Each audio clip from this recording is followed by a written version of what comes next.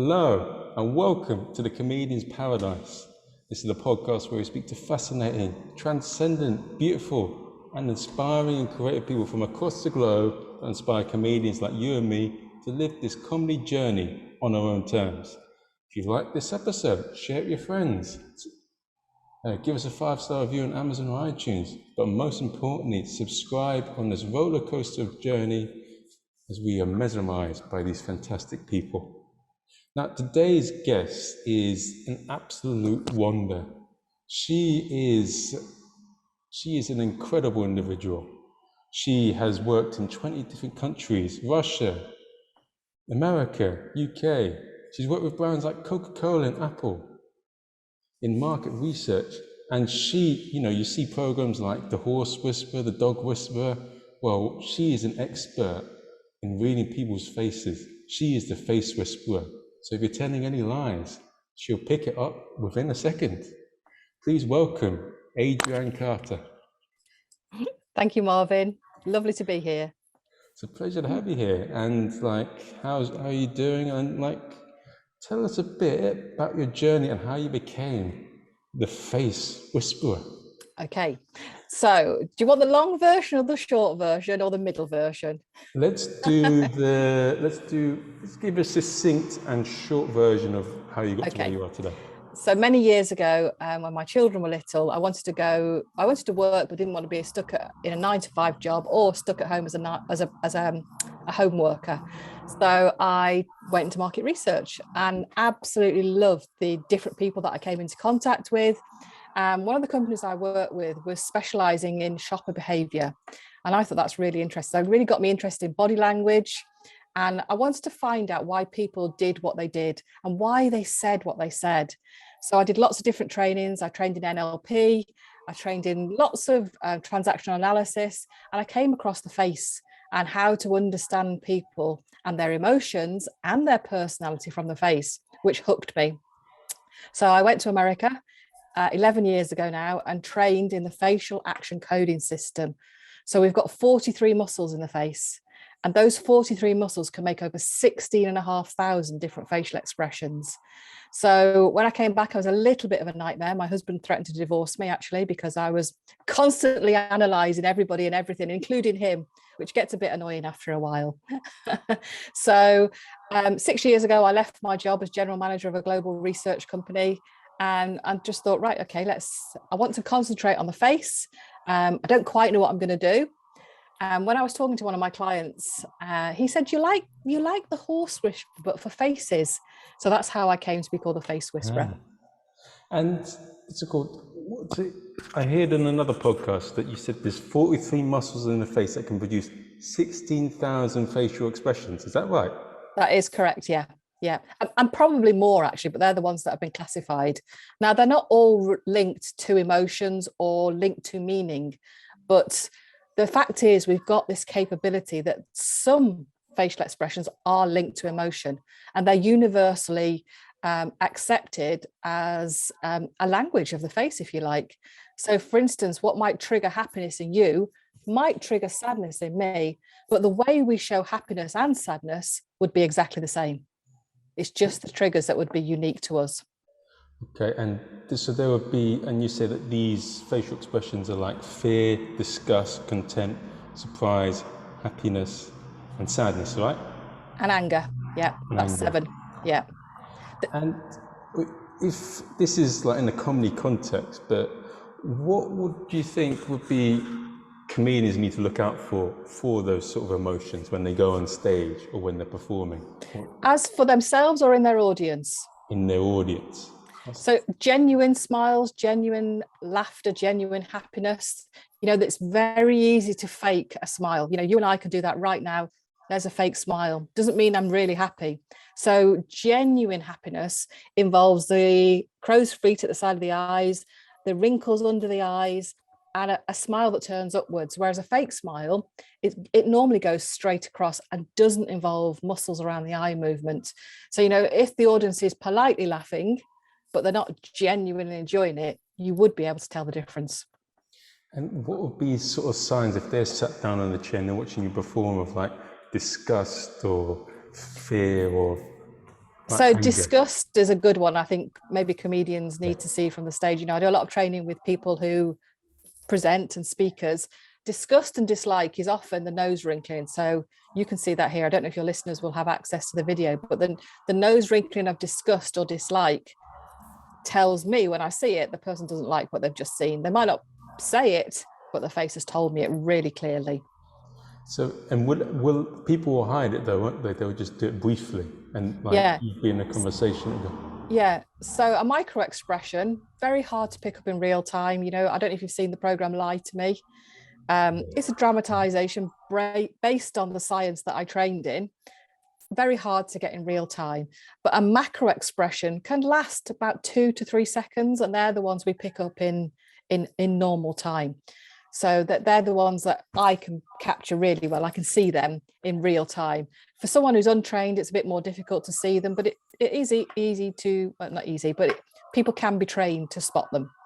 And what about in terms of fear? Because I notice in audiences that what I often see is I see the ones that are more like this, and they're sitting in the front, I try and keep away from. But if they're a bit more relaxed, sometimes I see maybe they're a bit more confident, or they're open to talking, or they're a bit full of themselves. It's one of the two. Yeah. So fear, nervousness, anxiety, worry will all be displayed on the face and in the body. So often someone who's doing this, which is biting their lip. So as you can just see there, that would be if I see that, I know someone's nervous and worried. If you see this, now watch this. I know we'll have to describe it for your listeners, but that is the fear smile. So it goes literally straight across. And that actually means, I'm really worried and really nervous, don't pick on me. So it's the lips that go straight across. And actually, they kind of pull a bit at the sides of each of the lips. Okay.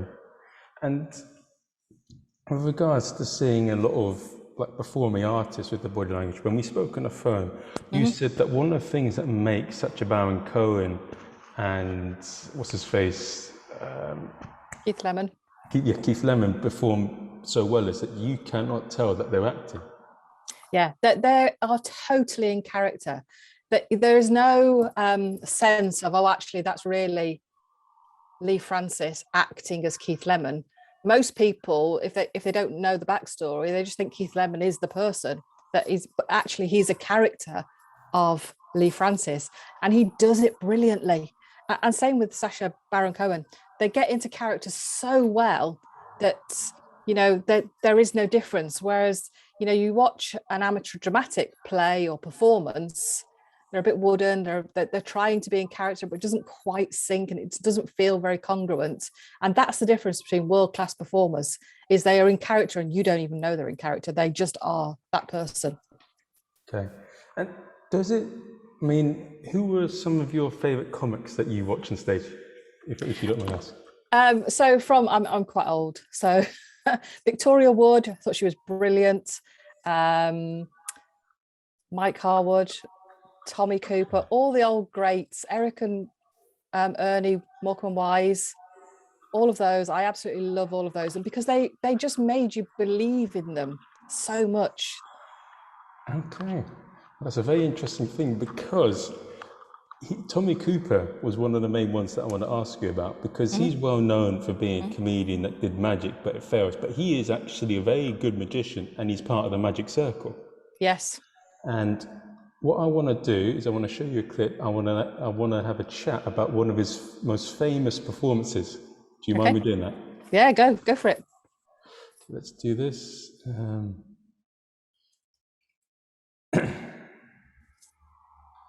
So here it is. Yeah. Can you hear it? Can you hear it? No. Okay, so I'll take that out and I'll make it a bit louder. Can you see it?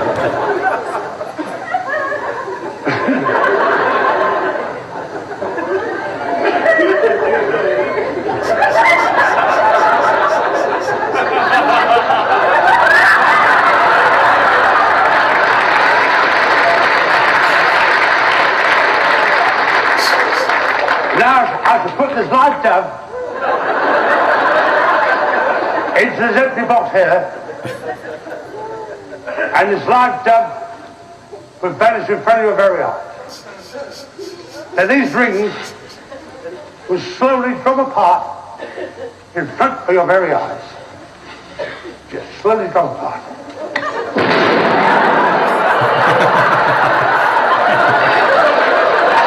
Now, from that clip, I think it's one of his classics, isn't it? Yeah. About him, that I mean, we can, whoever you are, you completely fall for it. Him playing the bleeding idiot, but that was all planned and organised to achieve that result. But there's no giveaway or leaks of body language that shows you that's planned. I mean, we know it is, and we know it. He's probably done it 50 times before. But the way he puts that performance over, you totally believe that he's, it's all falling to bits and it's not right. And his facial expressions, the way he looks at the audience for approval, he pretends to be the idiot, but actually he's very, very clever, very cleverly done. So, I mean, what do you think in particular makes it fool people? Because he's totally in character, a bit like Keith Lemon. He's totally that character. Every inch of him, his body language, his facial expressions, the words he says, everything he does exudes that character. There's no slippage between who Tommy Cooper really is and who Tommy Cooper is portraying in that clip. There is no slippage at all. There's no leaks. And as humans, we're very good, actually. Yes, I've had a lot of training. The highest level in the world I'm trained at. But you, untrained in my skills, can still pick up when something's not quite right. You might not be able to tell me what it is. You might not be able to explain it or verbalize what's wrong, but you'll know it's not right. I don't know if you've heard of Malcolm Gladwell, brilliant psychologist based in America, written some great books. And one of his books is called Blink. And he talks about thin slicing. And it's a way that we as humans, we are always thin slicing information because we're bombarded with so much information all of the time that we quickly, like in seconds, make a judgment about whether something is real, fake, whatever it is. And because Thomas Cooper is so good, there's no slippage. So there's nothing that anyone will go, yeah, but did you just see his body language? And it was a little bit stiff, or this facial expression didn't quite match what he just said. And that's what makes it so brilliant. There is no slippage. And as people who, and we all do this as humans, when we're thin slicing information, we'll pick up stuff that's not quite right, it's not quite congruent with the rest of it. And that's when we could tell, it talks about in the book about artwork, and you could go into a gallery. You might not be an artist, you might not be an expert in art, but you'll know a fake between a real one. And you might not be able to say why, but your subconscious, your conscious mind is doing this thin slicing and deciding for you. Okay, that's an interesting thing, because so I have an act that's a bit, it's not Tommy Cooper, but one thing that I do quite well is I fail a lot, and that seems to be the thing that I do that makes people laugh the most. Yeah. But when I'm creating that, one thing I do is I don't really think too much. I just go in the flow of doing it, and I look at the end point. Yeah. I'm trying to do, rather than trying to, this step has to be, yes, that it has to be perfect. Yeah, and it sounds like you're properly in that end result that you want to achieve.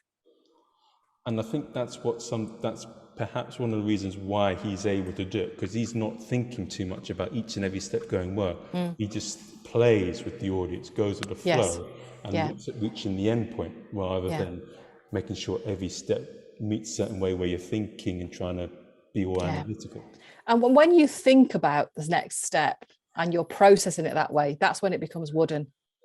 When you just are it and it flows, you may be preparing it and you may be practicing it, but when you just are in that total persona that you're trying to portray, it flows, it's really congruent, and people believe it, people buy into it so well.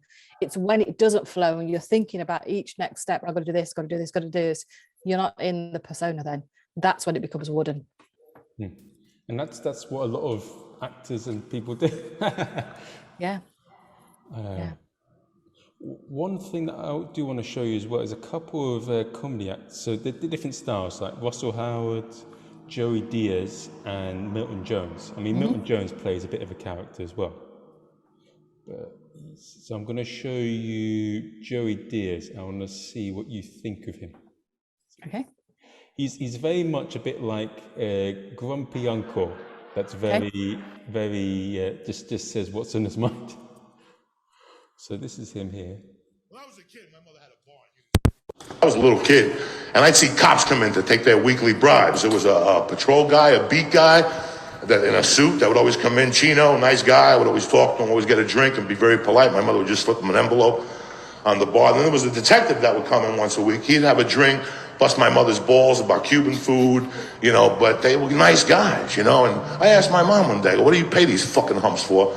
And she said, because when they break my window, we have a stab in here, they come here first and they cover it up. That's how it's a cost of doing business. So I didn't know. They weren't dirty cops. These guys were family guys. They were great guys. This went on when I was about 12. I went into the bar one afternoon after school, and there was this fucking long-haired, dirty-looking motherfucker, you know, yelling at my mother. And he was an undercover cop, and he was a Cuban guy. And I could hear him talking to my mom in Spanish with another Cuban guy, like, we want fucking money every week. You know, we come back in a week, we better get our fucking money. We're gonna put all you fucking Cubans in jail. And about a week later, I was there again, and this douchebag comes in again, and he's talking to my mom. But my mom the whole time is smiling. Let me tell you motherfuckers something. Pre-revolution Cuba, before 1959, those motherfuckers are tough. Tough! Men, Batista made Fidel look like a daycare center. Batista didn't fuck around. Those Cubans are fucking tough. My mother was tough, and my mother would go off on you. But this day, she was just smiling. But I could tell it bothered my mom. These Cubans in Union City, that was the second biggest Cuban community. So we had a bunch of bars. We had a Brindi, a Café Loatita. We had Club 38. Listen to this is straight up. Club 38, his name was Willy Vandy. This guy was the grandson to the guy in Godfather 2 that they took the senator to see in Cuba. They had the chick tied up, and the guy had a big dick, remember, with a mask and a top hat. This was his grandson, and he had a big dick too. I swear to God, I was like 12. I went over there with my dad one night. I saw his dick. I got all dizzy and shit. So, these fucking Cubans, one day I get to my mother's bar, and all these Cubans in there talking like, this fucking Cuban guy gotta go. This guy's gotta go, right? And I'm making believe like I don't hear shit. You know, these Cubans were selling a little bit of drugs. They were booking. So this guy wanted their action. You know, they already paid a vig, and these guys wanted their action. So one night my mom, there was this Puerto Rican family on 26th Street that I used to shoot hoops with. Their mom was a little straight-laced Puerto Rican chick, didn't drink, didn't curse. But once a month she'd pass this fucking spirit, like a dead African fucking maid or something, right? Oh, it was tremendous. It was like The Walking Dead, and she'd fucking drink a bottle of 151 and spit it out and blow it on candles and shit and fires and shit. When you're a kid, that shit's tremendous. You're giggling and shit. This bitch ain't dead, right? So. Now, what do you make of him as opposed to Tommy Cooper? So, I mean, he's a brilliant storyteller. And what he does, though, he makes it very relatable for the audience. And he colludes with the audience, actually. I don't know if you notice, he does a little bit of a wink every now and then, which is like, you and I know this. You and I, we're in this together. And he does it very well. Again, he's not in... You can't tell whether that is him or that's a character or a persona he's playing. He just is it. He literally exudes that person, and he's telling it as a story. You're not waiting for a punchline because it's a story and you're hooked. What you said there is a bit like, what's it called, how women get attracted to some guys who are very mysterious, that like the attraction is they're trying to figure them out. Is that what you're saying? That's the thing with him? Yeah, I think he's relatable, actually. He's just telling you, like you said, you know, your uncle, your favorite uncle, he's telling a story and he's giving all the detail, but he does it very cleverly. Like, he colludes with the audience to bring the audience in. You know, we're in this story together. He's very personable. I've never seen him before. I'm hooked. I listen. I want to hear the end of his slot because he's brought me in. I can relate to him. The stuff he's saying, it's funny, but it's also relatable. And he exudes it. He's in it. There is no, you know, I don't know if he's really like that in real life or not, but he is that persona that he's playing there and then. There's no nervousness, there's no signs of leakage, that, you know, he's not who he's pretending to be in that moment. That is who he is. This is who I am. And that's what he is, completely like that. If you hear him in an interview or anything, he does not care what people think of him. He lets it all out. It's like he doesn't care. Yeah, and it's almost like he's saying the things that we would all love to say, but we probably don't because we're a bit too polite or being a bit careful, whereas he just says it all. That's actually quite funny. it's funny that, isn't it? Sometimes Yeah. they say that the truth is sometimes funny, and someone's like Yeah. brave enough to let out the bag. Yes. One thing that I'm going to talk about now is this isn't going to be a whole interview where I show you video clips. That's okay. That's okay. But I want to show you Russell Howard. I want to see what you think of him, because he's very different to that, and I feel that he might be a bit more contrived, as you say, like trying to get people to like him and be very held back. When I was a kid, my mother had a barn. He's ran a story about London police being overwhelmed by crime and tweeted the question, have you experienced a petty crime in London? Click to tell us your story. And what did the great British public do? We took the piss. Some monster put the milk in before the tea bag.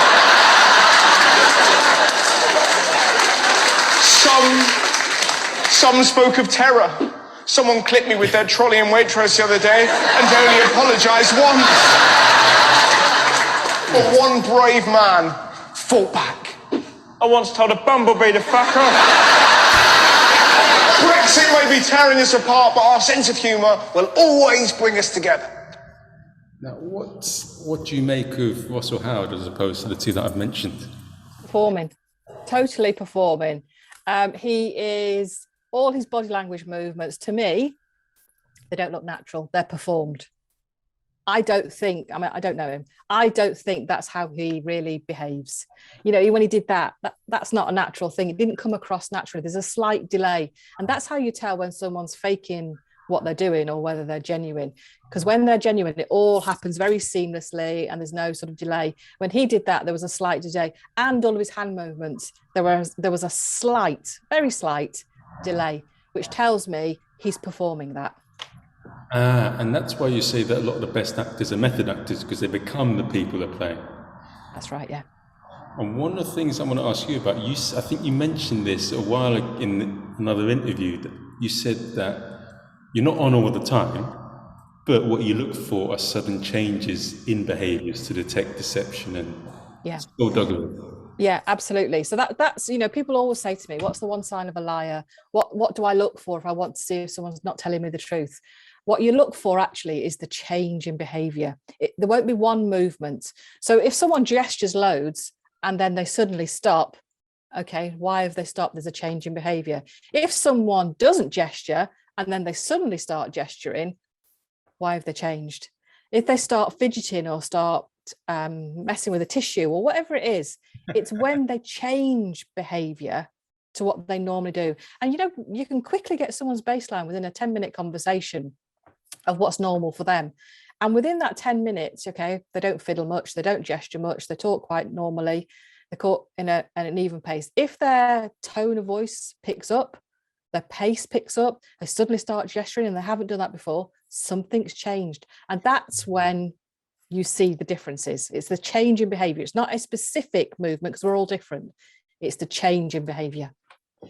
And it's an interesting thing, what's it called? In that program, Lie to Me, the guy would sometimes do some strange things to get them off guard.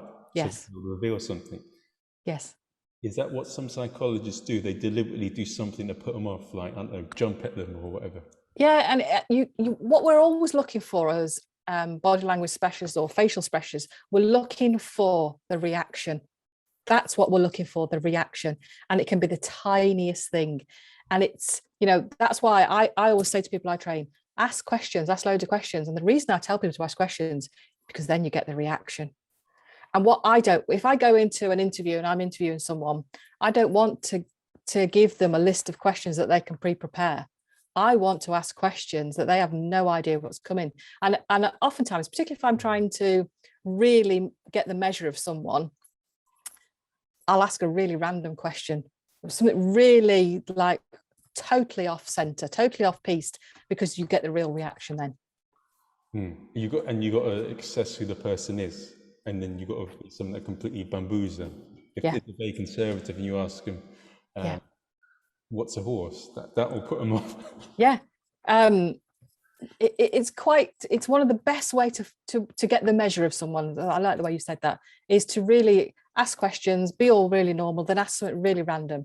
Go back to being all really normal, ask something really random, because you're looking for reactions. It's the reactions that tell you what's really going on. And you mentioned it before. Would you say that people that are more mentally secure and all right are the people that aren't bothered by what's it called, being weird or what people think of them? They don't care, they just let it out. Yeah, I mean,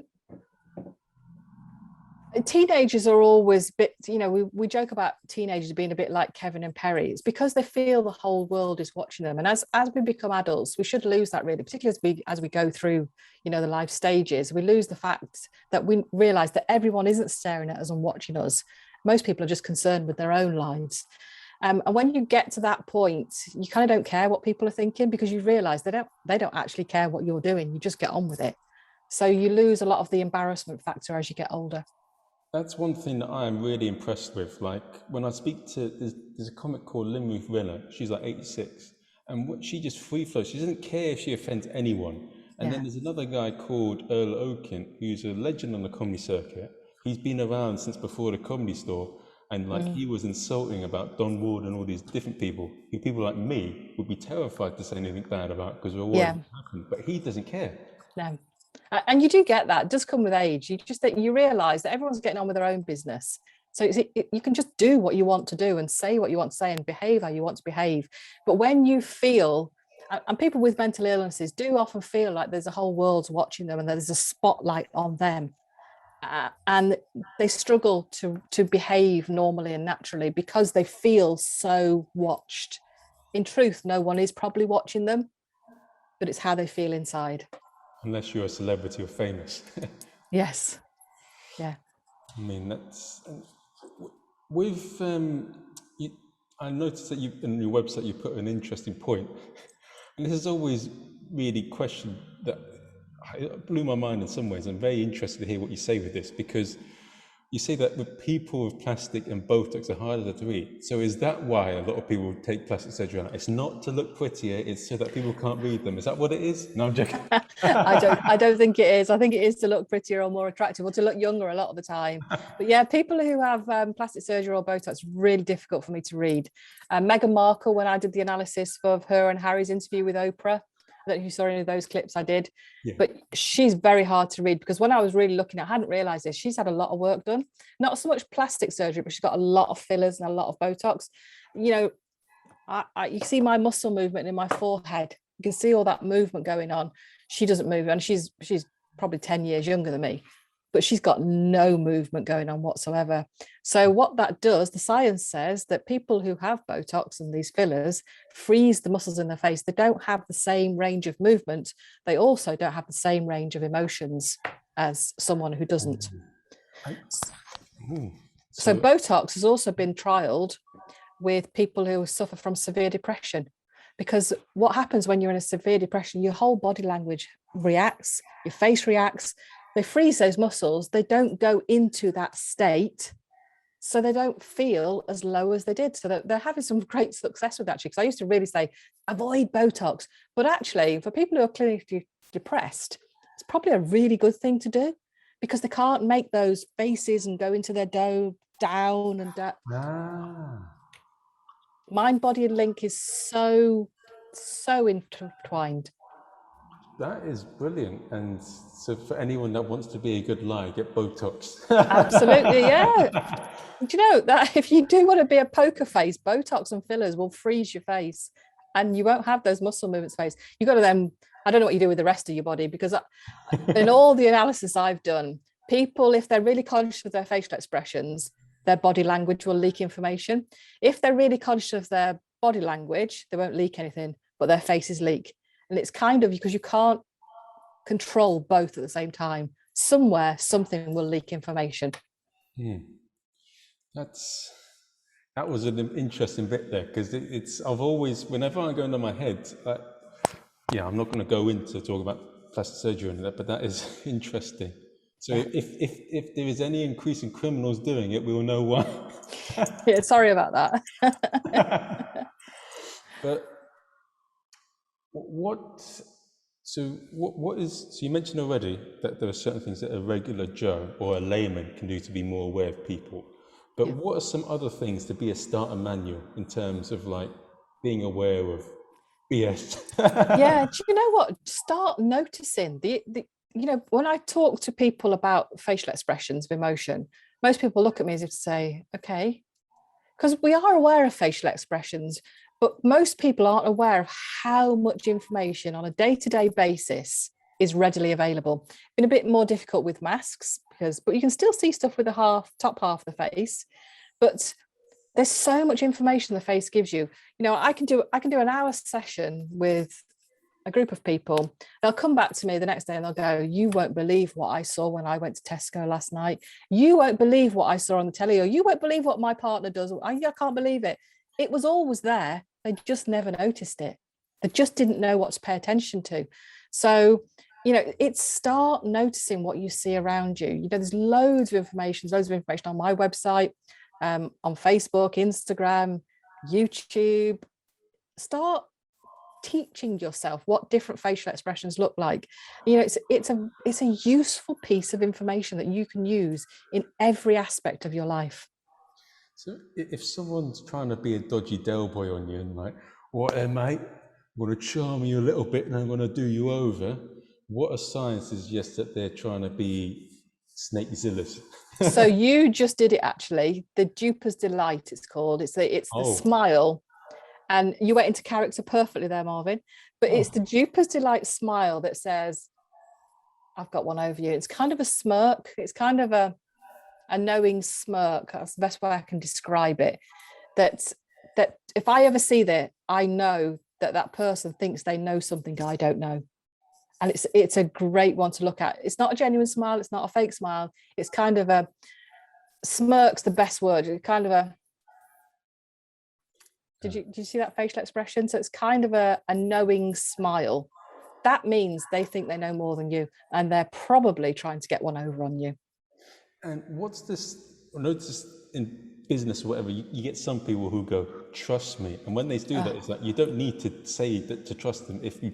It's a big red flag. Why are you saying that? An honest person wouldn't need to say, honestly, trust me.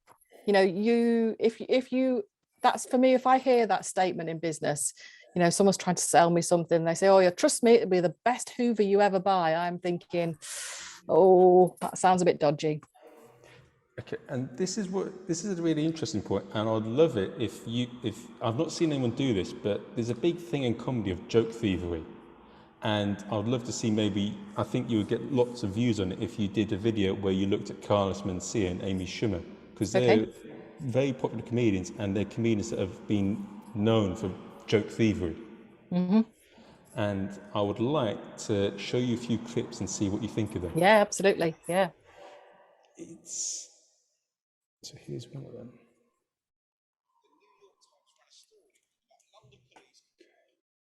Look, what I'm saying though is that we live in an age now where what I'm saying. So the guy who is Carlos Mencia is the guy in the bottom right, and he's been well known for bumping people off, like if they were on, because he's a big name back then, and he used to steal people's jokes and perform them right in front of them. Thing though is that we live in an age now where going to individual people isn't going to fix the problem. The problem is... I don't care about that. That's not what I care about. What do you care about? I want to meet these fucking people so that I can look them in the eye and say, dude, I'm sorry, or fuck, I remember that joke. Let me think about where I created that joke. Holy fuck, I don't remember. Well, have you done that? Yes. And every single person I call says no. I'm ready to apologize to the people to the people that I did this to, right? Mm-hmm. To the people that I did this to. But like I said, you're accusing me of rape. Don't tell me I raped a bunch of chicks and don't have any chicks to tell me that I'm raping them. You know what I'm saying? Mm. And then I'll show you a few others on him, because there's quite a few. Look, what I'm saying though is that we live in an... You've seen me. You personally have seen me write 20 minutes of new shit on stage in one show. I have seen that, but I have also seen some of your act, a little too close to things that have already been established. Like like the Bill Cosby bit. Yeah, I'd never seen that one. So I know, but my point though is that it's so similar, right? Yeah. Yeah, that why not just outwardly say, I apologize, and then we could just move on from it rather than you constantly defending. But it's not that I'm defending. See, again, it's not the... But the thing that is putting you in comedy prison is just the essence of the stealing. That's the real root of stealing is such a huge deal for me. It's like rape. But I know, but... No, listen to me. Yeah. You need to understand this. Yeah. And I've never said this to anybody. Okay. I'll show one more clip, and I just want to go from there. So this one. I see high levels of fear and anxiety and eyes closing. Doesn't like it. Not happy at all. Excuse me. I'll show you one more clip, but what do you say so far from what you said? That second clip was quite revealing. The first one, he was defensive. It was very obvious he was very defensive. That second clip, you see a lot of this. So, and lip licking, that's a sign of nervousness or anxiety. And he also does an eye close like that, which is too long for a blink. It's closing out something he doesn't want to see and hear. People, when they close their eyes for longer than a normal blink, they don't want to they don't like it, don't hear it, don't want to see it. He's very defensive. There's no question he's defensive. And I mean, I'd have to watch it in more detail, but he looked guilty. I'll show one more. You've seen me. You personally have seen. So one thing that makes me a bit icky about it is that he's putting too much effort into defend himself. Whilst if you're really not like that, you don't need to, I feel. Yeah, totally agree.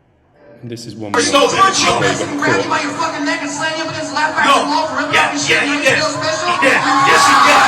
Yes, he did. Oh, this is very loud. Sorry. Yes, he did. But it wasn't for ripping off that fucking joke. That's not why. Because, you know what? You want me to tell you what George Lopez did? Shut the fuck up. Shut the fuck up. I'll tell you what George Lopez did since you want to hear it. George Lopez actually said on Howard Stern that he doesn't want any other Hispanic comedian to make it except for him. So that's where that shit comes from. The funny thing is, that's what a comic would say. No, he says that because he's like everybody else. They're jealous because you fat fuck. Okay, so I mean, it was very loud and shouty. I'm not too sure if you got a lot from that. The other chap, I don't know what the other chap's name is, but his body language is very different. Can you see? He was just very. I would imagine, I can't see his feet obviously, but feet planted firmly on the ground, very steadfast and very determined in what he was saying. Whereas I can't remember his name. Sorry, what was his name? Oh, it's mencia. He was very defensive. His body language, he's moving all over the place. He's uncomfortable. He's not comfortable. He's not feet firmly on the ground. He's actually does the shoulder blocking. He's trying to block him with his shoulder quite a few times. Doesn't want to hear it, push him away. Whereas the other chap, the difference in their body language was quite marked. And if I was going to trust one, it'd be the other chap. So it's a bit like, I've been caught now, and please hide me away. Yeah, very much so. And guilty, definitely guilty. You know, someone who's honest and truthful doesn't need to be like that. And all that, you know, I don't know if that's what he does normally, but all that movement is very, you know, it reminds you of someone dodging and weaving. And that's what it comes out in his, but you could say that. You could say he looks like he's dodging and weaving, and that's exactly what he was doing. And what do you dodge and weave from? Because you don't want to get into trouble because you're guilty. And if it was an honest person, I think they would be like, you can accuse me what? I know I didn't, and just leave it and just be like, they would open arms and be like, so what? Yeah, open body language. The other chat was, although he was intense, it was a very strong posture, feet firmly planted on the ground, and there was strength in his body language. Could it be that he's being so defensive because he doesn't want to face up to the truth? Yeah, possibly. It really hurt him to see what he's done. People who are a bit sneaky and do things that they know they probably shouldn't, you can't hide it from yourself because you know, don't you? And it will come out in your body language and your energy. And I think that come out very clearly, particularly in that third one. That dodging and weaving body language is what's going on in his mind. You know, the mind-body link, I've already said, is so intertwined. what we're thinking comes out in our body language. It's innate within us. Do you think also maybe something that people could do to pick up body language is play a character, like I did just there, that represents that, and then see what it looks like, and then maybe guess that in terms of the person they're dealing with? Yeah, absolutely. Yeah, that's a really good way of doing it, actually, getting into the character. And then, that's what I say to people. If you see something on a face and you don't know what it means, pull that face yourself. And how do you then feel? So if you want to get into the character of a dodgy whatever, I mean, look what I just did with my body language. I didn't even think about that. Yeah, it's all there in it. Dodging and weaving. Think about the character, and then the body language will follow. If you think about it too hard and try too hard, it doesn't work. But that's one way of, like, what were they up to? What were they doing? And mimic. So like I just did with him, he was doing this all the time. How do I feel? I feel like I'm being a bit dodgy. There you go. That's probably what's going on. Okay. There's one other thing that I want to look at, and it's going to be a performance clip. So it's going to be one of someone else doing a joke, and then she's doing a joke that's very similar. Okay. So what I saw from her is that there's less movement and less belief in the joke, but let me see what you think. So let's see here. Colors. It dawned on me that I don't see it in colors. I don't, in high school, I went out with this Chinese girl for a while once. I didn't even know she was Chinese. I thought, I don't know, maybe really tired, No, seriously, I felt bad. I kept bringing her home early every night. I said, you get a little sleep, we'll do this again another time. I'm not going anywhere. I couldn't be less racist. I mean it. I was at a party 2 weeks ago in LA. And who walks in but Michelle Kwan? And out of nowhere, she tells me that Oliver Stone, the director, she's like, he has this huge Asian fetish, and I find it totally offensive. And I'm like, why, Kwan? That sounds awesome, And she's like, well, I'm offended because I'm Asian. And I was just like, well, I'm sorry, but I didn't even notice that. I thought you were just like really tired. What do you think of that? So I used to do lots of presentations in my research business where we'd go and take the finding to clients.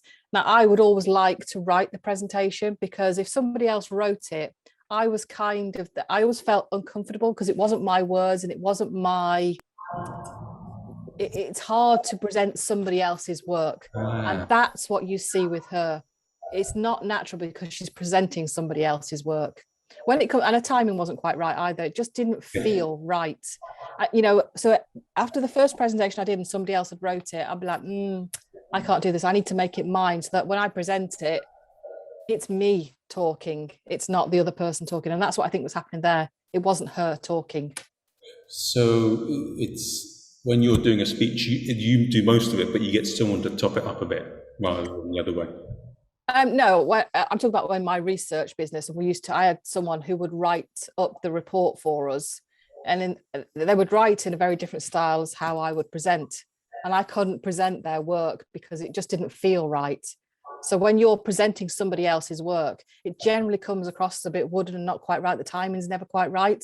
So it's always better if you've got your own original material, because it'll come out so much more naturally and be more engaging. It dawned on me that I don't see it in colors. The joke was a bit questionable, being an Asian man, but it's one of the things I could find. Yes.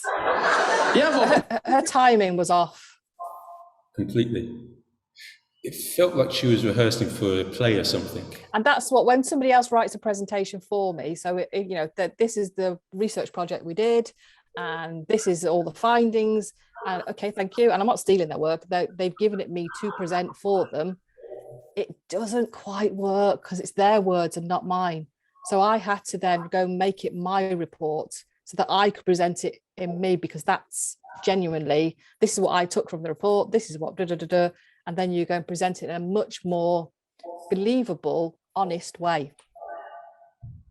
Okay. I'm going to show one more example, and it'll be enough of the clips. Okay. Poltergeist is good. Well, you need your friend though, right? Like you're fucking him from behind, and then you sneak out and he takes your place, and then you walk outside and wave at her through the window.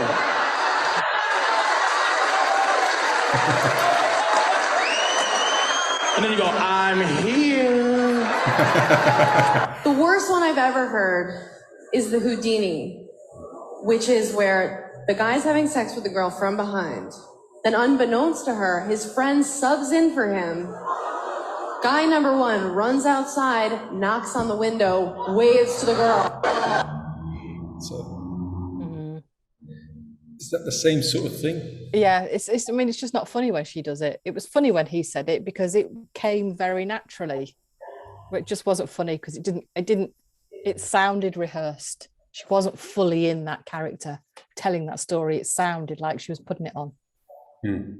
So I think we've found the results there. Yes.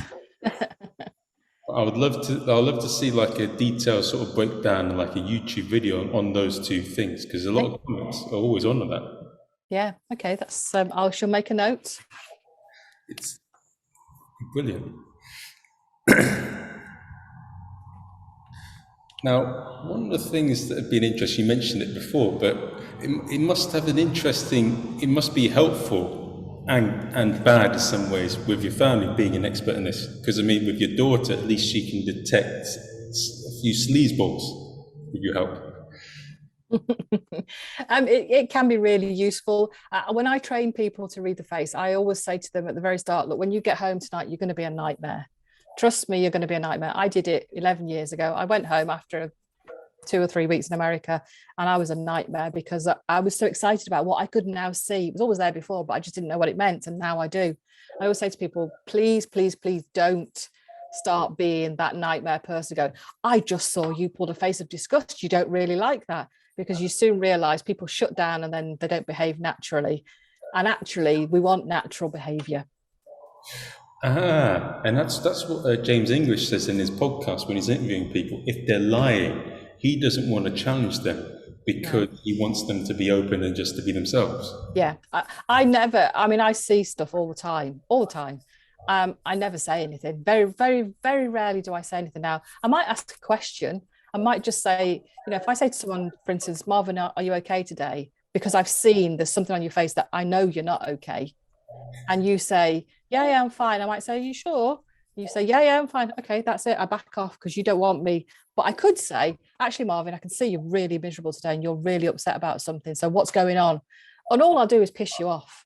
That's all I'll do is piss you off. So I'll ask a question, and if it's important, I might ask a second question. But if people choose not to tell me, that's the end of it, because I know stuff about them that they may not want me to know. But do you? I mean, I don't want to ask too much into it, but does it help with your family in terms of like you give them advice and things?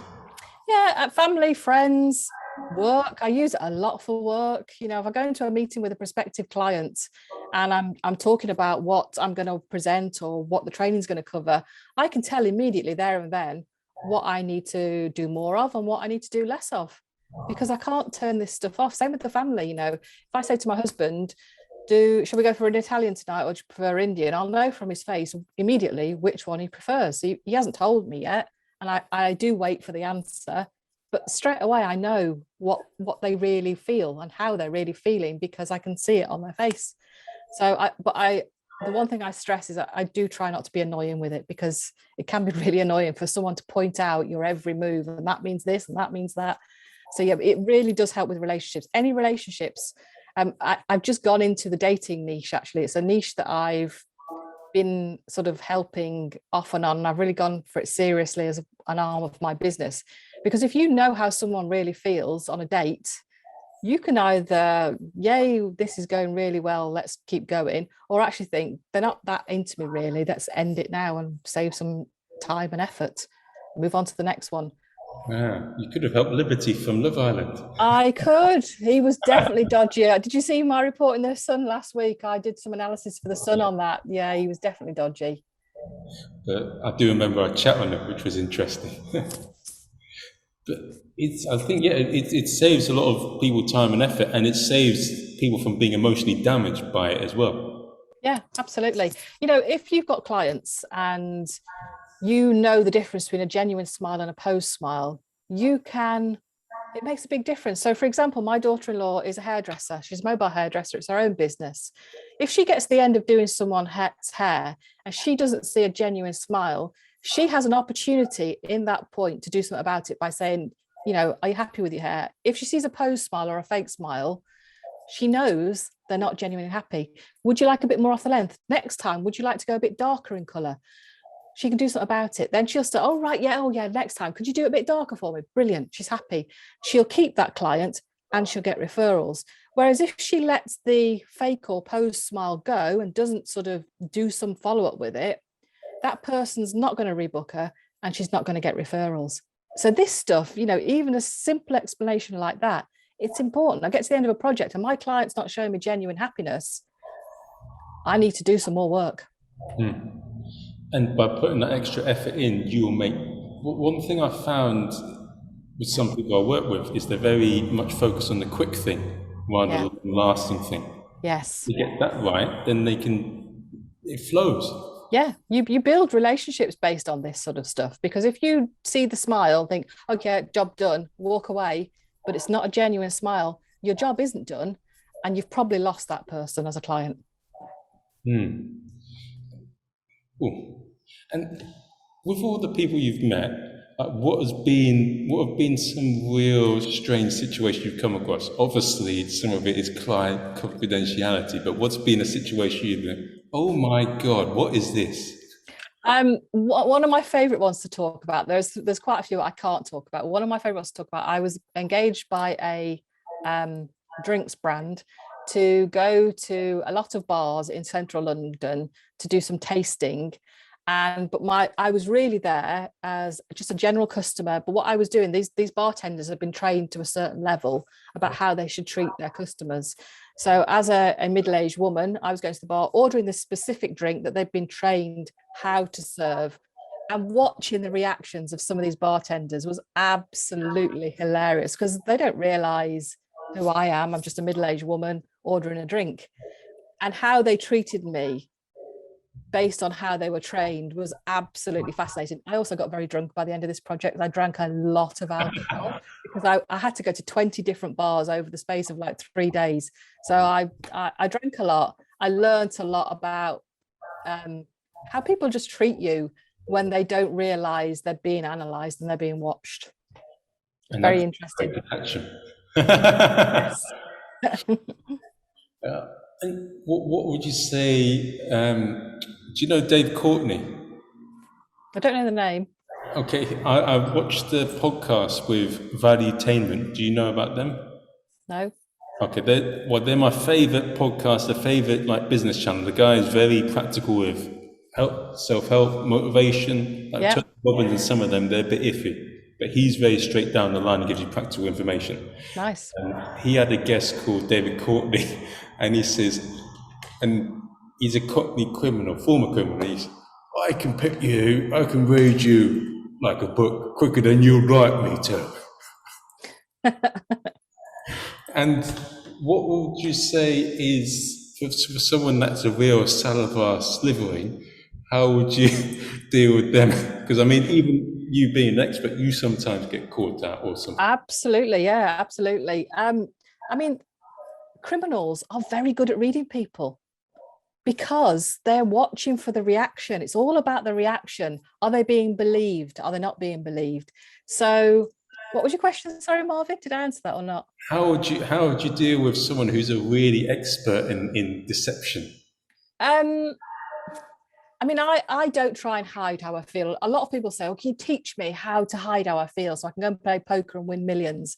And yes, I could teach you how to hide your facial expressions, but actually I'm very much about being open and honest. And when I see someone who's dodgy, it depends what situation they're in. If they're being dodgy and it's going to affect me or my family or my money, then I'm going to call you out or I'm going to do something about it. But if it's something that I can just let go, then I will just let it go, because otherwise I could be challenging people all of the time and it's just not worth it. I had an interesting one in a local shop to me.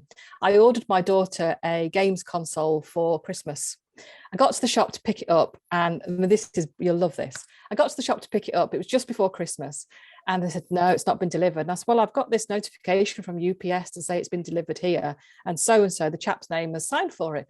No, we don't have anyone who works in the chap who'd signed for it had written Adam. We don't have anyone called Adam here. We've got someone called Ad, but not Adam. So I said, okay, well, Ad is short for Adam. No, definitely not. And I knew from the start she was lying. I knew from her body language, the way she was saying it, that parcel had been delivered there. So she was adamant she wasn't going to give it me. So I rang UPS while I'm in the shop and I said, I'm with the shopkeeper now. They say it's definitely not been delivered. You tell me it's been signed for. Adam signed for it. She said there's nobody here called Adam who works here, but there is an Ad. And the UPS were like, well, it's definitely been delivered there. And it was this time. Anyway, so she tried to be clever. She said, we're going to call Ad in. We're going to call Ad in. So Ad comes into the shop because he lived quite close by, walked around the back and picked the parcel up and brought it to me. She'd said it hadn't been delivered there. And this took about half an hour. And at the end of it, I said to her, and I don't normally do this, but I was so cross.